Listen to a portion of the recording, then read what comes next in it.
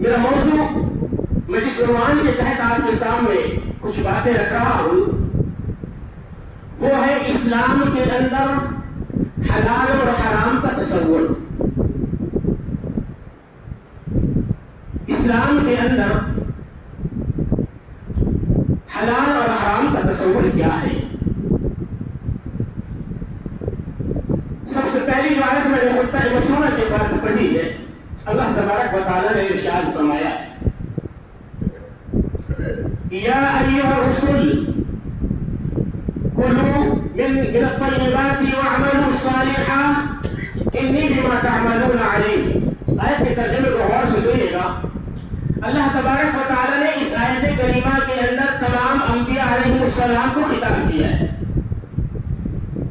تمام انبیاء علیہ السلام کی جماعت کو اللہ نے خطاب کیا. یا ایھا الرسل اللہ نے کہا ہے کلوا من الطیبات واعملوا صالحا. پاک روزی کھائیں، پاک روزی حاصل کریں، پاک لقمہ کھائیں، وَاعْمَلُوا صَالِحًا اس کے بعد ہی عمل کریں. پہلے اللہ نے رزق حلال کا تذکرہ کیا ہے. پہلے اللہ نے کہا کس کو؟ انبیاء علیہ السلام کی جماعت کو کہ اپنے رزق کو پاکیزہ بناؤ، اپنی روزی کو حلال بناؤ، اپنی روزی کو پاک اور صاف بناؤ. وَاعْمَلُوا صَالِحًا اس کے بعد عمل صالح کرنا ہے. کیا معلوم ہو؟ جب تک کہ ہماری روزی پاک نہیں ہوگی، حرم میں جا کر بیٹھ کر ہم طواف پہ طواف کر لیں، حجر اسود کو بوسہ دیتے ہم رات اور دن گزار دیں، حرم کے اندر بیٹھ کر کھڑے ہو کر ہم نمازیں ادا کر لیں، دعائیں کر لیں، ہمارا رزق حلال نہیں ہے، ہماری روزی حلال نہیں ہے، تو یاد رکھیے گا آپ کے وہ عمل اللہ کے مقبول بھی نہیں ہے. اللہ نے کس کو خطاب کیا؟ انبیاء علیہ السلام کو خطاب کیا ہے. اندازہ لگا سکتے ہیں آپ کہ کتنا سنگین معاملہ ہے رزق حلال کا نہ ہونا، حلال روزی کا نہ کھانا، حلال لقمے کا نہ کھانا. یہ کتنا سنگین مسئلہ ہے، کتنا سنگین جرم ہے، آپ اندازہ کر سکتے ہیں. انبیاء کو اللہ تبارک و تعالیٰ نے خطاب کیا ہے. دوسری آیت میں اللہ تبارک و تعالیٰ نے مومنین کو خطاب کیا ہے، اہل ایمان کو اللہ نے خطاب کیا. یا ایھا الذین آمنوا کہا ہے. یا ایھا الذین آمنوا اے وہ لوگوں جو ایمان لائے ہو، جو مومن ہو، کلوا من الطیبات ما رزقناکم واشکروا للہ ان کنتم ایاہ تعبدون.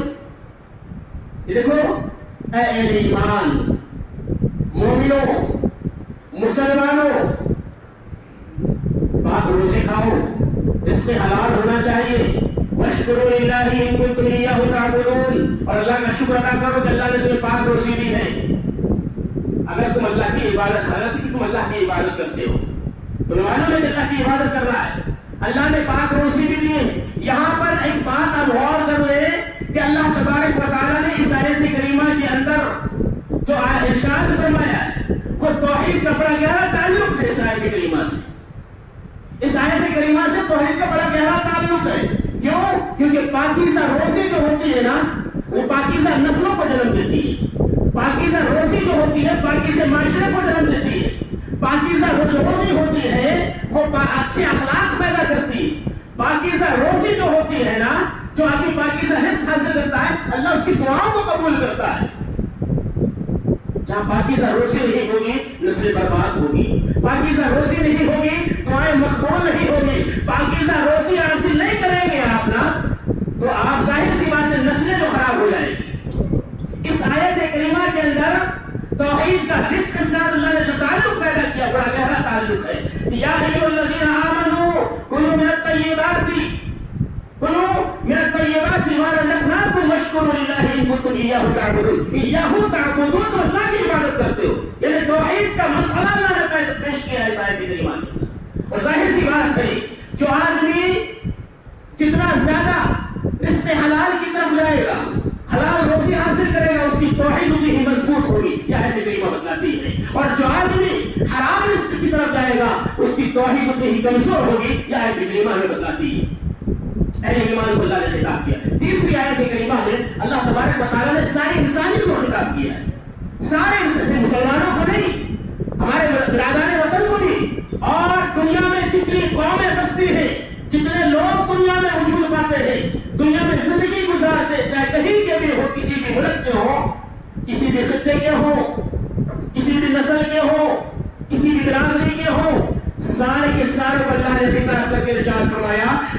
ایھا الناس کلوا مما فی الارض حلالا طیبا. اس آیت کریمہ کے اندر غور کیجیے گا. ابھی موصول سے یہ آیت پڑھی تھی, یا ایھا الناس کلوا مما فی الارض حلالا طیبا.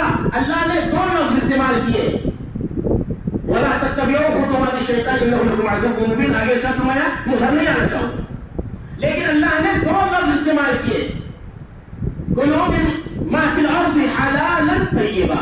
حلالا طیبا, حلال الگ طیب الگ. کیسے سمجھیں گے آپ اس کو کہ حلال بھی ہو اور پاک بھی ہو؟ کیسے آپ معلوم کریں گے حلال بھی ہو اور اللہ نے پاک بھی کہا؟ دونوں چیزیں, حلال بھی ہونا چاہیے, پاک بھی ہونا چاہیے.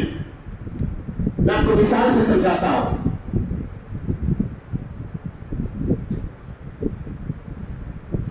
ایک مرغی یا ایک بکری چر رہی ہے,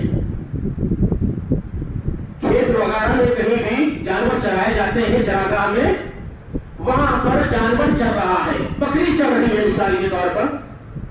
بکری حلال جانور ہے, بکری حلال جانور ہے, اس کا دودھ ہے, اس کا گوشت ہے, جائز ہے, حلال ہے وہ. اللہ نے کہا حلال, پاک حلال ہونا چاہیے. آئینہ طیبہ, اور پاک ہونا چاہیے.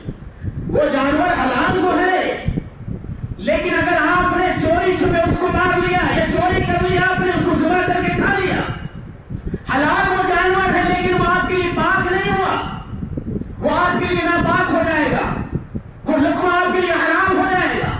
اللہ نے کہا حلال طیبہ, پاک بھی ہونا چاہیے اور حلال بھی ہونا چاہیے. ایک مثال اور دوں, ہمارے بہت سے مسلمان بھائی, آپ کے علاقے کی بات کرتا ہوں, کئی مثالیں دوں گا انشاءاللہ اس میں.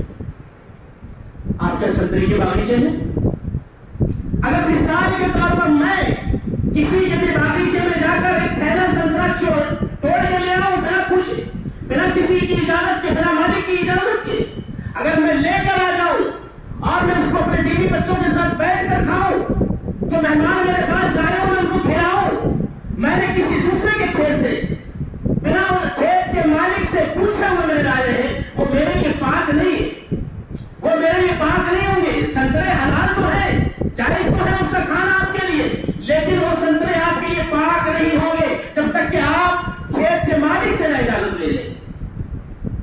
یہ ہے حلال طیبہ.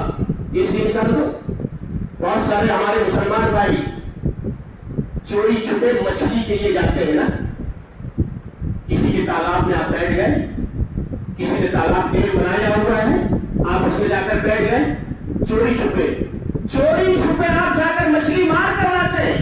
مچھلی حلال ہے نا, مچھلی حلال جانور ہے, حلال مخلوق ہے اللہ تبارک و تعالیٰ کی. اللہ نے اس کو کھانے کی اجازت دی ہے, زندہ بھی ہے مر بھی جائے تو بھی کھانا نہیں.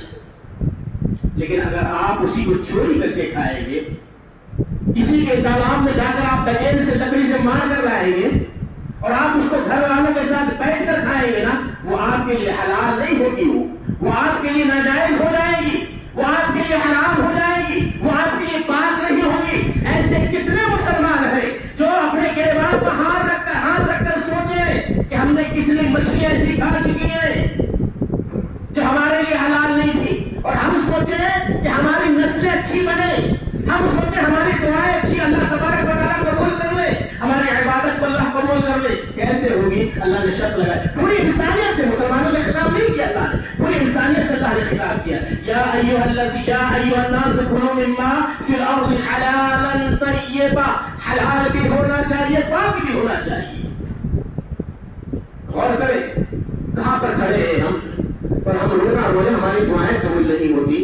اللہ ہماری دعاؤں کو قبول کیوں نہیں کرتا, ہماری نمازوں کو اللہ قبول کیوں نہیں کرتا؟ میرے بھائیوں, ہماری روزی جو ہے نا وہ حلال کی نہیں ہے, ہماری روزی پاک اور صاف نہیں ہے. غور کرنا کہ آیت کریمہ میں نے یہ 3 آیتیں آپ کے سامنے ترتیب کے ساتھ رکھی ہیں. پہلی آیت میں اللہ نے انبیاء علیہ السلام کو خطاب کیا اور کہا کہ پاک روزی حاصل کرنا, اس کے بعد عمل صالح کرنا. اگر پاک روزی نہیں ہوگی تو ہمارے عمل بڑے بڑے بھی ہوں گے, اللہ تبارک و تعالیٰ قبول نہیں کرے گا. دوسری آیت میں اللہ نے اہل ایمان کو خطاب کیا ہے, اہل ایمان کو خطاب کیا اللہ نے کہ دیکھو روزی حاصل, پاک روزی کھانا. تیسری آیت میں ساری انسانیت کو اللہ نے خطاب کیا اور کہا کلوا مما فی الارض حلالا طیبا, حلال روزی اور پاک روزی کھاؤ. لیکن ہمارا معاملہ الٹ ہے, مزہ تو ہمیں चोरी छुपे लाई हुई मछली में ही आता है। बाजार की मछली हम लेने जाए नजरा जाती है, मजा नहीं आता है। मेरे भाइयों, आप अपने माइंड को पहले ही सेट कर चुके हैं, आप अपने माइंड को पहले ही सेट कर चुके, बना चुके हैं कि मजा नहीं आता है। अगर आप ठंडे दिमाग से अगर हलाल तरीके से आप खाएंगे, अल्लाह उसमें बरकत पैदा करेगा, अल्लाह तबारक व तआला उसमें मजा पैदा करेगा, ये अल्लाह का वादा है। इसके बाद नबी अकरम जनाब मोहम्मद रसूलुल्लाह सल्लल्लाहु अलैहि वसल्लम ने इरशाद फरमाया, अबू हुरैरा रज़ियल्लाहु ताला अन्हु रावी हदीस है।